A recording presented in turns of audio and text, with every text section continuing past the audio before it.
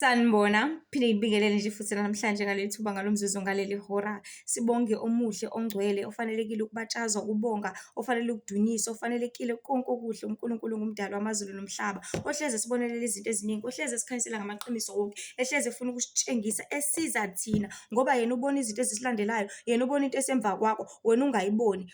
Khumbula ukuthi kuyaye kube nesisho sithi, I scratch my back, you scratch mine, because umuntu akakwazi ukuzikhotha emhlane, bathi akukho engazikhotha emhlane. Uxolo, Nkosi yami, isiZulu nje umuntu vele wakhuliswa nje ngendlela engamgxilisanga kakhulu, so izaga nezitsho buya angathandi ukuthi, yabo. Kodwa kukona konke akekho umuntu okwazi ukuzenzela yonke into ngaso sonke isikhathi empilweni. Kukhona la uhamba hamba udinge khona abantu, ngisho kuthiwa unamali yini, khona la uhamba hamba udinga khona abantu, ngoba leyo mali leyo uzodinga ukuthi uyifake ebhenki lapho uzodinga abantu abasebenza khona, uzodinga usizo lakhona, uzodinga zonke izinto, uzofaka umuntu leyo nto phakathi. So kukona konke ngaso sonke isikhathi masihlale sazi ukuthi khona uzokubona emhlane la ungaziboni khona, bese uyamlalela ukuthi lokhu akubonayo ukubona kunjani, bese uyamcela ukuthi akuthunde akususe kona. Kukhona-ke omkhulu kakhulu obabazekayo, ongumdali wamazulu nomhlaba, ongumzali wethu, ongazeli, ongalali, osibuka njalo, osibona njalo. Uyena okwazi ukubona zonke izinto ezisilandelayo, because masihamba la endleleni kwijeni, uhlezi ulandelwa ezigcwelegcwele, uhlezi ulandelwa ukufa, uhlezi ulandelwa umoya obufebe, uhlezi ulandelwa umoya otshwala, uhlezi ulandelwa umoya womngoma, uhlezi ulandelwa umoya eminingi eyahlukahlukene, bese kuba ukuthi wena uvumela yiphi. That is why uKristu esiyaleza ngompostoli uPawulu ethi izikhali zamaKristu, incwadi yabase-Efesu chapter 6, ukuthi hlalani njalo nifake isigqoko sensindiso. Ngale nkathi ufaka isigqoko sensindiso uzokwazi ukuthi noma kuthiwa ulandelwe yini, mina ngisindisiwe, mina uJesu wangifela, angeke ngize ngikwenze lokho. UJesu wangifela, wafela izono zami, ukuthi njengoba esefile wafela izono zami, wangihlambulula ngingabe ngisafa mina. Okuyini? Okuthi uqale emaphansi ubuyele esoneni, uqale emaphansi uqamba amanga, uqale emaphansi wenze zonke izinto zaleli zwe ezinengekayo enkosini. So ngesigqoko lesi sensindiso uyazivikela kona konke, ukuthi uma uhamba nje endleleni uhamba uyidumisela wena, hambe nje uyihlabelela, uhamba ucabanga izulu, ukuze nemimoya ezama ukwengama ikuhlebela amanga nenkohliso ingayitholi intuba nendawo. So bantu baNkulunkulu, isihloko sithi sivuma izono ukuze zingahlali kithi, sivuma izono ukuze zingahlali kithi. Isono singumoya thizeni ovunguzayo lapha emhlabeni, ngoba isono sifana naloya mfana loyana ozokushela, ube wazi kahle ukuthi uyagula. Ngale nkathi umqoma usuwenza uyakushela wazi kahle ukuthi uyagula. Ngale nkathi umqoma wenza isivumelwane nawe, so usuyasithatha lesi sifo. Ngale nkathi uvuma wazi kahle ukuthi unesifo sengculazi, usuwenza i-covenant ukuthi okay, ngiyavuma, kusho ukuthi uvumelana nayo yonke into aza nayo. Kufana nama-relationship, uma uzoshela umuntu oney'ngane, wenza isivumelwano ukuthi lezo y'ngane zakho nami kuzobe ezami. Uma uzoshada umuntu it's all covenant, yonke into ihlangene nesivumelwano lapha emhlabeni. Yonke into aza nayo uvumelana nayo. Uma ukuthi uza nemithwalo uvumelana nayo, uma ukuthi uza ney'ngane uvumelana nazo, uma ukuthi uza nokufa uvumelana nakho, uma ukuthi uza nanoma yini uyavuma ukuthi nami ngiyakuthatha lokho, ngoba sezoba babili sesoba munye. So ngale nkathi umqoma uyavuma ukuthi ngiyasithatha lesi sifo. Isono sifana naloyo wesifazane othingisa ngomzimba lapha yayiphoyinti. If umubheka, umubona, unxaneleka nawe futhi uzithola usunaye, isono iloko okuzohleba emqondweni wakho, ukuhlebela ukuthi kwenze lokhu vele uyakudinga, ngoba lezi zinto bantu baNkulunkulu ziyimimoya. Ungakhohlwa ukuthi siphila emhlabeni enyameni, kepha siyimimoya. So lo moya lo ozokuhlebela uthi uyihambela ngemoto yakho, ukwenza ukuthi amehlo akho abheke lapha, ispirit thizeni esenza ukuthi nawe uhambe uyokulanda lokhu kuyangcola, esenza ukuthi uhambe uyokulanda lokhu kuyakufa, esenza ukuthi uhambe uyolanda nawe le nto eningekayo engafanelekile ezokubulala. Nangampela nawe uvume ebese yokulanda nangampela, kanti usuzilandela ukufa, kanti usuzilandela, because yonke into abantu baNkulunkulu ezotshaleka kwi-idea yakho akusiyona yonke into ingqondo yakho ezingazicabangela yona, but izona zonke izinto imimoya ezingayifaka kuwe ukuze nawe uzoyithola usungcolile. Ngoba abantu baNkulunkulu into ekumele siyazi sikhumbula, imimoya ikhishiwe esihogweni, yakhishwa emkhathini, yakhishwa phansi kwamanzi, yakhishwa ndawophi, kwathiwa shonani khona emhlabeni. Kuzokwenziwani? Bonke abantu bazoqoqa, wonke umuntu uthatha i-department yakhe, wonke umuntu ukhethe umndeni wakhe, yonke into isisaphazekile njengamanje. Yikho nabakaNkulunkulu kumele bazihlenge bazisuse kuzona zonke izinto ukuze uNkulunkulu ezokwazi ukubabona, ngoba uNkulunkulu methe hlala la ufuna ukwazi ukuthi mawuhleli la uzokulanda la akufice la.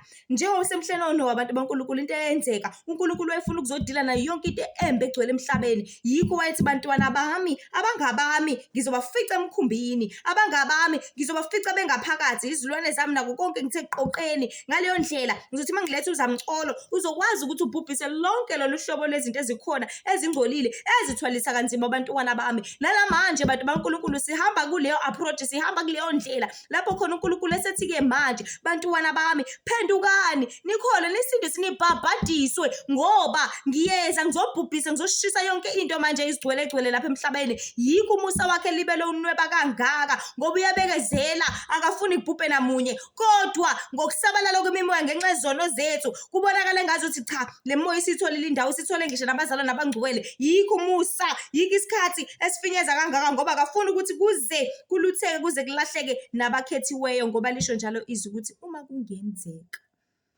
So bantu baNkulunkulu siphila esikhathini sokugcina njengamanje lapho khona wonke umuntu ekhetha umndeni wakhe, wonke umuntu ekhetha ukuthi ngibhilonga la, wonke umuntu ekhetha ukuthi mina ngihleli lana. Yikho njengamanje isihogo sesiphila umuntu live, asiphile because bonke abasesihogweni baphumile bazosebenza lapha emhlabeni. Wenza into ongayiqondile, wenza into wazi kahle ukuthi lento iwrong izomfaka esihogweni, kodwa uqhubeka uyenze because imimoya isifikile yayithola indawo yanethezeka.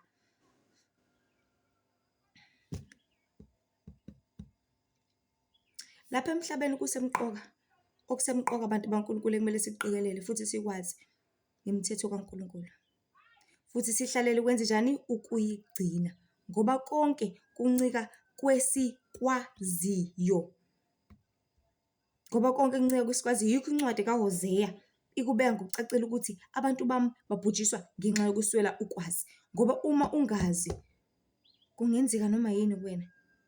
Uyahamba endaweni la ungazi khona, uya kwi-interview bengakudukisa, uzothi uya kwi-interview kanti cha abantu nje bekubiza befuna ukukubamba inkunzi, befuna ukuntshontsha, ngoba wazi awenzanga i-research ukuthi le ndawo le address le i-accurate yini, ikhona yini kwakuba khona, because kakhona ama-address akhandwayo abantu baNkulunkulu uthola ukuthi indawo enga-exist at all. Uthi uyahamba kuleyo ndawo uyifuna kuthiwa hayibo awukho umgaqo kanjalo, uthi usadukile kanjalo kanti vele kade bekuplotha sebekubambile kanjalo. If ungazi bantu baNkulunkulu ukhokha more, ngoba uyahamba uyitshela ukuthi uhlakaniphile, uyitshela ukuthi ugibela iteksi e-right kanti ugibela iteksi e-wrong. Mase kumele ubuyele emuva, sekumele ukhokhe the very same amount, ukhokhe lo 50 rand okade ukhokhile uye ngawo le, usuya waste ngobani awazi. If ungazi uyithola ususobishini, ususodakeni, ususenkingeni ngobani awazi. Kodwa ulwazi hlezi lukhona, kuphela abantu ababuzi, phela abantu abayikhandle ngokufuna ulwazi, phela abantu abakwenzi okumalulekile kumele ukuthi bakwenze. So empilweni mungazi wenza isinoma kanjani, uphila noma kanjani, ulalela noma yini, ubuka noma yini, uhamba noma yini. If ungazi ukuthi umzimba wakho uyangcola mawubuka ucansi, if ungazi ukuthi iy'ndlebe zakho ziyangcola mawulalela inhlamba, if ungazi ukuthi mawudle inyama yengulube uyangcola iyanengeka kaNkulunkulu, if ungazi ukuthi mawugijima amathanda enhliziyo uhambe uyophuza utshwala uyangcola futhi ungakulindela ekufeni, wenza isinoma kanjani. Kodwa amaqiniso bantu baNkulunkulu akhona, asisabalele, agcwele ku-YouTube, Instagram, Facebook, TikTok, WhatsApp, abahlezi bephosta abantu o-Channel Faith, oDumisa, zonke izindawo, emabhodini, kuma-post, ama-flyers, ziningi izindawo. Uwena kodwa ungalifuni ulwazi, ngoba abantu baligijimela leli vesi kwasho njalo nje mholo wami ukuthi ave belithanda kodwa baqhubeki balifinyeza, ngoba it's a long verse elithi abantu bami babhujiswa ngenxa yokuswela ulwazi. Kodwa mase liqhubeka lithi kepha ulwazi wena ululahlile, nami ngiyakulahla, ungabusaba umpristi wami, nami ngiyakulahla ngoba ungilahlile. So lo Nkulunkulu uzokulahla ngoba umlahlile, awulifunanga ulwazi lakhe, awulifunanga ukulifunda iBhayibheli. Uthe iBhayibheli libiza nje u200, shem ngeke ngize ngikwazi. Imagine u200 ngaphezu kwempilo yakho, kodwa uyakwazi ukuthi uspendele u200 uthengana nedatha, uyakwazi uspendele u200 uhambe uyothenga ipizza bese uyayisa etoilet, uyakwazi uspendele u200 uthenge whatever ephelele lapha emhlabeni, kodwa uhlelo ukuthatha u200 uthenga incwadi yokuphila. Ngakho-ke ukubhubha kuza kanjalo-ke, ngokuthi ulahlile okuzosiza, ngathatha ongakusize ngalutho, qhubeka nakho-ke ngoba ngikulahlweni. So uma ujaha izinto ugcina usuthola ongekona futhi ongakufanele, kodwa uma ulinda, ubekezela, uholeleka kokukhulu ngaso sonke isikhathi, ngoba ngisho nasekhaya kukhona okukhulu obekelwe kona. Kepha uma usheshe ugijimele kokwalapha emhlabeni, uzohlezi uthole okuncane okungekho ngenxa yokungakwazi ukulinda. Yazi seke kwaxoxwa esinye isitori kwathiwa kwakunabangani ababili abangamagundane. Bekhula ndawonye, befunda ndawonye, bezwana nje, bethandana kakhulu. Kwathi ngelinye ilanga oyedwa wabo bathutha nomndeni wakhe bahamba bayohlala edolobheni. Uthi uma behlala edolobheni ahambe nje isikhathi eside. Uthi wabuya after iminyaka, mhlasimpe iminyaka ewu-5 or ewu-10. Wathi mnganami akuve kumnandi lapha edolobheni, ngifuna ukuthi uzongivakashela. Manje la bantu bangayini bangamagundane angithi. So ngale nkathi emlanda umngani wakho ukuthi azomvakashela, usiyamlanda-ke usiyombonisa zonke izinto ezisedolobheni. Mefika nangampela edolobheni athi mngani wami, ngoba uhlala endaweni esehhotela, khumbula amagundane, uhlala ehhotela kudliwa nanoma yini. Unlike lapha emakhaya amagundane adla impuphu, adla iy'ngubo zethu, adla iy'cathulo, adla zonke izinto, adla amaphepha. Kodwa lapha edolobheni badla izinto ezimnandi, badla oma-pizza cause abantu bayadla, cause emahhotela abantu bayathanda ukuthi umlungu hlampe alume kanye ikhekhe bese kushiya kanjalo, alume kanye into eshiye kanjalo. It's like uyishiya isaphelele. Ungadla nje usuthe, it's like a full meal. So nangampela ngambiza umngani wakhe, mnganami ngiyacela, yabo nje sesifikile la, ungadli kuzofika isikhathi sedina. Yabo uma kufika isikhathi sedina bazodla badle yila sesizodla khona kamnandi. Cause wathi efika, kunamakhabethe amangaka, hawu ma kunezinto ezinkulu, hawu ma kunezinto ezingaka, cause nijwayele lokho kwasemakhaya ngithi. But ngokufika la useyatshela ukuthi khona ongaphezulu-ke, kodwa linda mnganami, ungasheshi udle ngoba uzosheshe usuthe bese ungasakwazi ukudla sesidle okumnandi. Hhayi nangampela wena wafika nje wasangana ikhanda ebona izinto eziningi. Wahluleka ukulinda, wafika wadla, edla omakhabethe, edla zonke izinto ezingasizi ngalutho. Safika isikhathi sedina, makufika isikhathi sedina sekuyaphakwa, badle abelungu, badla ngendlela abadla ngayo, bese-ke ukudla sekuyiswa ekhishini. Nangampela kwamfica ukudla usesuthu, selele phansi, selele isisu, akasakwazanga ukuthi ukudla. So bantu baNkulunkulu nathi kukanjalo. Ekhaya ezulwini sibekela izinto eziningi, ezinkulu, ezimnandi, ezidlula lama-pizza wacabanga, ezidlula lamabhegi wafunayo, ezidlula konke okukhona lapha emhlabeni. Kepha ngoba abantu bahluleka ukulinda nokubekezela, yikho ngaso sonke isikhathi behlezi bezoneliswa kwalapha emhlabeni ongeke wasiza ngalutho, okushiya lapha etholethe, okukukhostayo, okukuthwalisa kanzima, okukugqilazayo kuqala before ukuthole, kunokuthi unikele ngomphefumulo wakho ukuze uyothola ongaphezulu kwaphakade. Asho njalo incwadi eIsaya ukuthi niyichithelani imali kukunganelisiyo na? Kungani nifuna lokho okubizayo kodwa ongasho lutho? Nispend imali ezintweni ezingeke zaniqeda unqanwa. Nispend imali ekudleni ongeke kwaze kwaniqeda ongeke kwanisuthisa, ongeke kwaze kwaniqeda indlala.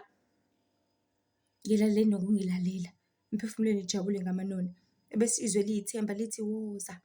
Funa uJehova esatholakala umbezi saseduzane. Omubi makashiye indlela yakhe, nomuntu omubi imicabango yakhe abuyele kuJehova ngoba uyakwenza ukuthethelela kubi kakhulu. Ufuna ukuthi simlinde, simlangazelele, sikhandlekele yena uqobo, ngoba usibekele okukhulu ngaphezulu. Athi uKristu nje ubeka itafula elide elingenamkhawuko. Kuleli tafula khona lokhu uhlobo lwenjabulo engakujabulisa, ngoba umuntu ekajabulisa ukudla namanzi. So bantu baNkulunkulu masihlale sazi ukuthi imimoya ihlezi izungeza, ifuna umzimba njengesitha, esibhonga njengebhubesi, sifuna esingamgwinya. Makungabi nguwe, ngoba engikuthandayo ukuthi uNkulunkulu usixwayise ngayo yonke into, konke okukhona, konke okungekuhle, nako konke okungafanelekile kubo bonke abalangazelela nabafuna ukubona umbuso wezulu. Ngaleyo ndlela masiqonde ukuthi nanoma uhambaphi, wenzani, kumele uhlale njalo uzikhulekela futhi ingqondo yakho iseNkosini. Because uthi uhamba la endleleni ugcwele imoya yamandiki, ugcwele imoya yamandawo, ugcwele imoya yamanga, ugcwele imoya yokuhleba, ugcwele imoya yokuthanda izinto, ugcwele imoya yonke. Ubona abantu balukile, uyahalela nawe. Ubona abantu bedla ukuthi uyahalela nawe. No, it's a spirit esimbusayo. Uyabona umuntu uyabhema la, uyahalela. Ispirit esimbusayo leso kubhema, siyambhemisa njengamanje. Kufana nokuthi uhambe ubona abantu behamba, ehlele umuntu eyidlela. Uyayidlela because umzimba wakho ufuna lokho kudla ngaleso sikhathi, ubuswa yilokho. But it's a spirit, umoya osemva kwakhe. Zonke izinto ezenzakala lapha emhlabeni zihamba nespirit thizeni, zihamba nomoya thizeni. So kumele njalo hlala njalo uyikhulekele ukuthi ingqondo yakho ivikeleke. Because bake basho njalo ama-wizard bathi bona bahamba phezulu bendiza bahambe befuna nombani abangamzungezi noma abangaba phezu kwakhe. Uthi kodwa khona baba ne-glory ababiyelwayo. Athi mehambe hambe ehlabelele, hambe eculele, hambe nje ecabangela uNkulunkulu, Nkosi yami. Bese kuthi lowo moya ukwazi ukuyithola indawo nentuba ukuthi umthole. But mawuhamba uthule, uhambe ucabanga inkinga, uhlaselwa umoya we-depression, uhlaselwa umoya we-stress, uhlaselwa umoya yonke lokho konke ispirit o-anxiety laba zonke lezi zinto kuyispirit esikubusayo ngaleyo ndlela. So hlala njalo uzikhulekela, ubeke ingqondo yakho enkosini ngoba kuningi okukhona kuhlezi kunemibono ngomzimba wakho. Hlezi imoya ine-idea. Yazi uma ungafaka iy'nkophe, spirit sey'nkophe. Yazi uma ungafaka iy'nzipho, spirit sey'nzipho. Yazi uma ungaluka kanjena, ave uzoba muhle. Yazi ave ingakufanele. Yabona nje njengoba eluka straight up. Buka simfanele kanjani. Yazi wena singakufanele. Imagine. So izinto zifika ngemicabango, uzithole usuzindla ngento engalungile. Uzithole usucabanga ucansi ngenxa yezinto ezigqokwa isimanje manje. Ubona umuntu wesilisa egqoke isikhindi esifishane simbamba simthaqa size simveze ngisho i-private part yakhe. Amanyala abantu asebayigqoka njengamanje. Uhamba ubuka zonke lezo zinto bese uyanyengeka, bese uyayengeka, bese uyahalela, bese uyacrasha, bese uyacabanga ucansi usulenzile engqondweni yakho.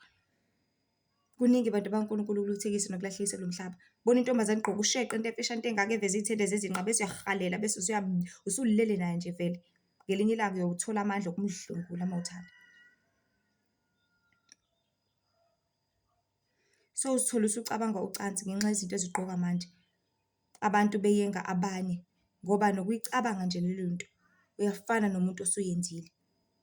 Kanti futhi uma ungayivumanga enkosini wayiceba isitha sizokuhlebela ukuze ukuthi luze lufike usuku lapho isiyenzeka. Kwayisenyameni ngoba vele isiyenzekile futhi wayinamela wangatshengisa ukuzisola ngayo. Ngoba abantu bakaNkulunkulu akukho okusha ngaphansi komthunzi welanga. Oseke kwenzeka kuphinde kwenzeke. Le ndaba efana nokuthi uma mhlasimpe upheke isitambu namhlanje sabamnandi bonke abantu basinamela, uyobezwa nangelinye ilanga bethi sacela uphinde usiphekela Nkosi yami lesa sitambu wasipheka ngalela langa. Sesingeve simnandi. Awusishayele lesa sitambu phela because yonke into esekuyenzeka iphinde yenzeke futhi. Yonke into emnandi sekuyenzeka iphinde futhi ilangazeleleke, iphinde futhi incane nemimoya yakhe ilibe livakasha kanjalo. Uma usufike namhlanje ufuna ukuphinde ufike nangakusasa nangalelo nangalanga uphinde uyalivakasha futhi. Enjalo indawo lapha emhlabeni. Akukho kusho ngaphansi komthunzi welanga but ukuthi usuku nosuku sivume izono zethu, usuku nosuku sibuyele enkosini, usuku nosuku sikhandlekele ukulunga, usuku nosuku sikhandlekele ubungcwele, usuku nosuku sikhandlekele uNkulunkulu.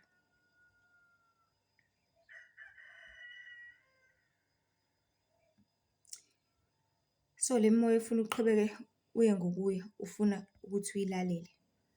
Ifuna uqhubeke uye ngokuye uyithobele. Ngoba la emhlabeni it's all about ukuthi useva abani. Because yonke into oyisevayo inguNkulunkulu wakho.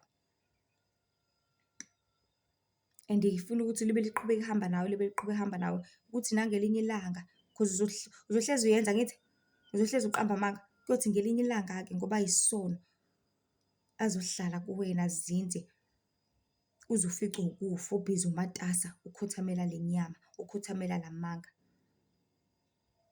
Ngoba isebenzela yona futhi isebenza yona khona nizoba babili noma nizoya nobabili lapho lo moya uyakhona.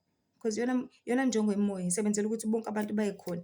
Amanga asebenzela ukuthi bonke abantu baye ekubhujisweni. Lonke uhlobo lwesono sebenzela ukuthi bonke abantu bolashwa ngoba singeni isono ekhaya ezulwini. So ngaleyo ndlela abantu baNkulunkulu masiqaphele isono sisendleleni. Kodwa uma ungasilaleli wena, lalela uthobele izwi kaJehova uNkulunkulu wethu ongumenzi wezulu nomhlaba, uthobele yena yedwa. So ngaphezu kwakho konke ngalo mzuzu, ngaleli thuba nangaleli hora, bantu baNkulunkulu, izindaba ezinkulu ezimnandi zombuso wezulu zithi bantu phendukani ngoba umbuso wezulu ususondele. Nihlengwe, nisindiswe, nibhabhadiswe ngoba ukuphela kwezinto zonke sekufikile. UKristu kona angifundise kona ukuthi angitshela abantu bakho ukuthi mababhabhadiswe, mabakholwe ngoba ukuphela kwezinto zonke kufikile kanti nokufa kuseduzane kakhulu. Ongakuphuca leli thuba lokuthi ukwazi ukuthi uphenduke. Ungabe usaba ithuluzi lesono, cha. Ungabe usaba umzimba wazo, cha. Umzimba wamadimoni, cha. Ukudlela kuwona ngokuba isikhathi siseduze. Ungabe umzimba wedimoni ukuthi ngiyodlela kuleyo mzimba. Hawu ngisayodla lapha, ngisayodla lapha. Njengengane ezithi mayidlala, uthi hayi ngisayodla ekhaya. Nedimoni likanjalo. Athi ezulazula emhlabeni, qala phansi athi ngisayodla ekhaya. Ekhaya lakhe semzimbeni wakho. Uthi uyihlalele nje uthi ngezwa ngiqalekile. Selifikile selizodla. Uthi uyihlalele uthi yazi ngomile, selifikile, liyomile lifuna ukuzodla. Masingabuswa, masibuse. Khona singeke salahlwa kodwa sithole ukuphila okuphakade. So ungabe ithuluzi lesono ngoba umzimba wakho uyithuluzi lomoya kaNkulunkulu. Athi singenzi nanoma yini ngako. But wena wenza ini? Ngabe wenza nanoma yini? Noma wenza ukuthanda inkosi umdali wamazulu nomhlaba. So ungabe usaba ithuluzi lesono nomzimba wamadimoni ukudlela kuwo ngokuba isikhathi siseduze kakhulu. Kanti nokufa kusondele ngayo yonke indlela. uNkulunkulu athanda sikwazi ukuthi sikuqonde ukuthi ukhona ukusisiza nokusisindisa kukona konke lokhu kufa. Kuphela uma sikuceba kuye konke. Ngokuba sifunde izwi kaNkulunkulu. Sithole ukuthi yini enyanyekayo enkosini. Exodus 20 uyasho yonke imiyalelo 10. Ubowazi ukuthi makhona ongakugcina sekuyisono lezo. Izaga 6 izinto ezinyanyekayo enkosini. Ulimi lwamanga, uxabanisa abazalwane, abadlinzayo, bonke inhliziyo zabo abagijimela ebubini ngaso sonke isikhathi banyanyeka kakhulu enkosini. BaseGalatia chapter 5 izithelo zenyama, ubufebe, ubungcolo, ubudakwa, uxokozela, ubuthakathi, uxabana, ukwalana. Zonke izithelo zenyama ziyazondeka enkosini. Ngeke ngi-ede nabadukisi bey'khathi zokugcina. 2 Timothy chapter 3. Abenza kunje ngeke. Because bona bazodukisa abanye ukuthi nabo bahambe njengabo. So bantu bakaNkulunkulu, phendukane. Ngoba umbuso wezulu usondele. Sonke sihlalela ukuphenduka, sonile lapha uNkulunkulu. Sonke sihlalela ukuvuma isono. Ngoba sesithamba lapha emhlabeni kuhlezi kusilandela. Kodwa singakuvumeli, kepha sicebe enkosini. Khona ngeke wasibusa. Khona ngeke kwaba nasabelo phezu kwempilo zethu. Siqine njalo ngoba ukuphela kwezinto zonke sekufikile. Kanti nokufa kuseduzane kakhulu. So sibuze njalo enkosini ukuthi yini inkosi melungile noma yini efe emqondweni wazi ukuthi uJehova akayifuni lento bese uyayiphikisa ngalowo mzuzu. Because mawulazi iqiniso uzokwazi ukuthi noma kufika umqondo ukuthi hayibo yazi angihambe ngiyobhema. Uyazi ukuthi hayibo uJehova akafuni umuntu obhekamayo. Bese ukuphikisa ukuthi ngeke emzimbeni wami. Ngeke kuleli dokodo, ngeke kwelikaNkulunkulu. So bantu baNkulunkulu asibuyele enkosini. Sikhole, siphenduke, senze intando yakhe. Ngoba sekuphelile, sesekuphelele. Wazi ukuthi uNkulunkulu uyasizonda isono, uNkulunkulu uyakuthanda ubungcwele. Ezinye inkundla zokuxhumana zikhona uTikTok, uLihle Themba, Facebook uLihle Themba Mzobe lapho khona imibhalo nama short 10 minutes clips, kanti no-Instagram khona Lihle Themba Mwende with IE Mzobe. Nkosi ibe nani, ndlulisele nakwabanye bathole ukuphulukiswa nokusindiswa ngelihle igama lenkosi uJesu. Amen.